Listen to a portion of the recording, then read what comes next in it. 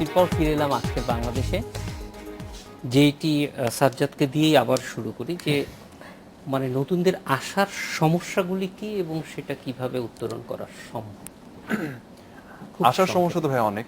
প্রথম কথা হচ্ছে ওরা যতই ট্যালেন্টেড হোক না কেন হয়তো সঠিক ট্যাগল্যান্ড ওরা পাচ্ছে না। স্পেসিফিক কোন জায়গাতে হিট করলে মানে আলটিমেট জায়গাতে পৌঁছানো যাবে এটা সম্পর্কে ওদের কোনো ধারণা নেই, বা দেখা যাচ্ছে কষ্টের পর কষ্ট করেই যাচ্ছে।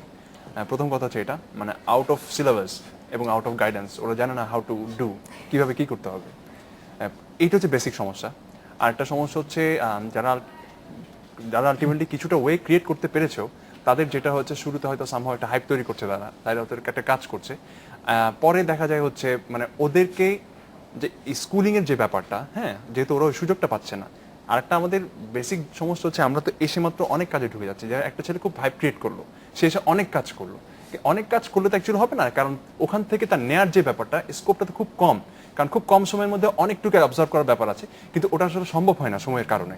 আর যারা আমরা সিনিয়র আর্টিস্টের কথা বলছি বা ডিরেক্টরের কথা বলছি, তারাও বা কতটুকু অনসেট গিয়ে শেখাতে পারবেন।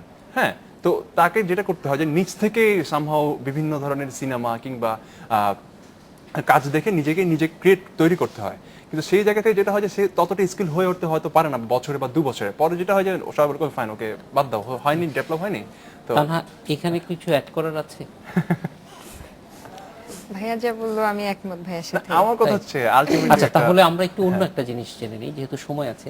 সেটা এখন কি কাজ করছেন সেটা যদি একটু। আমি দুইটা ফিল্ম করছি। একটা হচ্ছে আমার ফার্স্ট ফিল্ম, যেটা ওটা নীরব, আমার কো আর্টিস্ট নীরব আর হিল্লোল ভাইয়া। ওটা রফিক শিকদারের ডিরেকশনে, ভোলা তো যায় না তারে। আর সেকেন্ড ফিল্ম যেটা ধূমকেতু, সাকিব খানের সাথে, ওটার ডিরেক্টর হচ্ছে শফিক হাসান। আর থার্ড একটা ফিল্ম আমি সাইন করেছি, ওটা এখনো শুরু হয়নি, আর কিছু ফিল্মের কথা চলছে, এই তো। জোহান, এই যে সমস্যাগুলি কোনো কিছু অ্যাড করার আছে? সমস্যাগুলো না, ওইটাই সাজা যেগুলো বললো ওগুলাই আর কি। আচ্ছা, তাহলে আমরাও একটু সুযোগ নেই যে এখন কি কাজে ব্যস্ত কাটছে সময়। ওকে, আমি বাংলালিংকের পর একটা টিভিসি করলাম আরেকটা প্রাণের। তারপর হচ্ছে এখন আমি মেইনলি যেহেতু স্টুডেন্ট, আমি বিবিএ করছি, সো ওরকম মানে বেশি একটা সময় দিতে পারি না অন্যদের মতো, মানে অত একটা হয় না, পড়াশোনাও করতে হয়, আর প্রাইভেট ইউনিভার্সিটি অনেক টাফ। তো আমি এখন ঝালমুড়ি নামে একটা মেগা সিরিয়াল করতেছি, যেটা এনডিবিতে আসবে ইনশাল্লাহ, এই মাস থেকে আসার কথা। সো এটা প্রত্যেক উইকে হবে। আর হচ্ছে এটা রেদওয়ান রনি ডিরেক্টর, এবং এখনকার খুব মজার মানে ক্যারেক্টারগুলা এই নাটকে আছে। সো ইনশাল্লাহ মজা হবে, ইয়াং বেসড একটা নাটক এই আর কি। এমনি শুটিং শুরু হয়েছে? শুটিং এক লট হয়ে গিয়েছে। শুটিং করতে মজা লাগছে? হ্যাঁ, শুটিং করতে খুবই মজা, বিকজ সব ইয়াং ছেলে পেলে তো আমরা, তো মজা হয়, অনেক অনেক এনজি যায়, অনেক হাসাহাসি হয় এগুলো। তানিয়া? সেম। হ্যাঁ, প্রশ্ন তো একই, উত্তর না, এটা কিন্তু নকল হচ্ছে কিন্তু। হ্যাঁ, থ্যাংক ইউ সাজ্জাদ।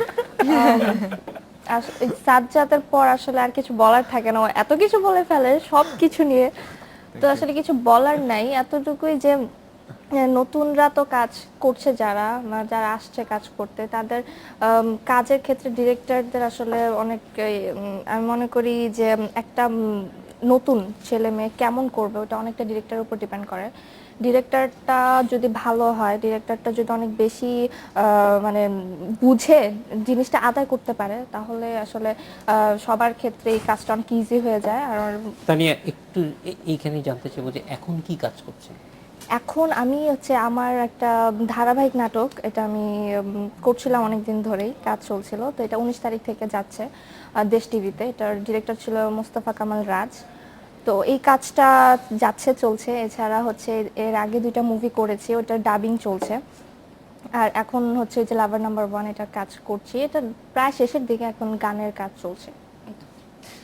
তানিয়া, জোভান, তানহা এবং সাজ্জাদ, আপনাদের চারজনকেই অনেক ধন্যবাদ আজকের এই প্রাণবন্ত আলোচনায় অংশ নেওয়ার জন্য, এবং আশা করি যে ভবিষ্যতে আপনারা যে জায়গাটি পৌঁছতে চান সেই জায়গাটি আমাদের পৌঁছানো সম্ভব হবে।